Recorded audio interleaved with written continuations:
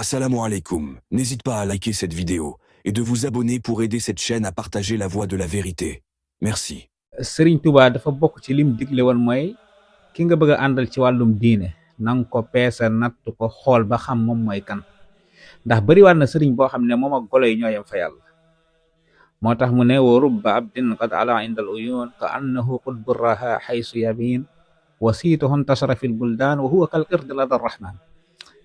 day baax nit ki nga tànn ki nga xam ne moom ngay àndal comme ni mu ko waxee waxtabiri rijaala qabla soxba wala tusaaxib xumran aw za raxba. bul ànd ak koo xam ne ximmem tif rek la am ci yow wala li sa poos bi rek la soxla, déedéet xool ku jub ku nekk ci yoon wu jub nga ànd ak moom. nit ki booy tànn sëriñ da ngay tànn sëriñ boo xam ne sëriñ bu jub la, boo xam ne mën na la jubal, sëriñ boo xam ne boo ànd ak ci moom da ngay yëg yokkute biir ak biti.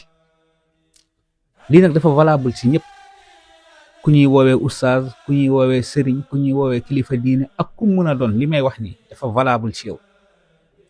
koo xam ne dalay dóor wala daray xam-xam newul ci moom wala ci ay caaxaan képp la nekk, ngal la ak kilifa bu mu mën a tuddoo bul ànd ak moom, ak lum la mun a woowee nag bul ànd ak moom. waaye koo xam ne donte ni ko xeebu la, donte ni mën nga ne sax ndeysaan amul jasneer bu mu solul dara, dëkkul ci kër gu rafet, te mu làkk ak njub làkk ak ragal yàlla, di fanaan ci baraak wala di fanaan ci sàkket, ngal la na nga ànd ak moom, ndax kooku kat ànd ak moom fa la njëriñ nekk. moo tax Sëriñ Tuubaa bokk na ci li mu wax ba tey ci même page bi, laa tasdaril abda li qubhil malbas maa taxaddudin wa kusri danas is rubba zi taxaddudin qadim tala nuuran wa sirran min ilahin qad ala. nit ki bul gis mu sol ay yére yi tilim wala ay yére yi xeebu nga ne kii du waaja, ki yor 4x4 di génn ci R+4 wala di génn ci immeuble yi gaa yi wër ko dar ko, kooku mooy waaja ba tax nga xeeb kii, fekk amaan na kii moo làkk njub moo làkk leer fa yàlla suñ borom subhanahu wa taala. kii moo nekk ci li yàlla ak yonent bi alayhi salatu wasalaam nekk, kii moo nekk ci li nga xam ne moom la yàlla ak yonent bi alayhi salatu wasalaam digle.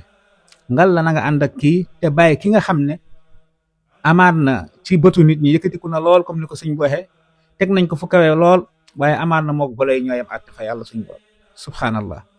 moo tax gis nga kilifa yi ñu bari ci ñoom layoo nañ wàcc nañ ak taalibe yi. ku fi topp sa bànneex bakkan wala topp koo xam ne àdduna rek ngeen ànde ngeen nekk ci ay caaxaan, yëgal ni nekkoo ci li kilifa yi wala ci li mag ñi nekkoon, ci say yëfi bopp nga nekk. wasalaamu aleykum wa rahmatullahi wa barakaatu.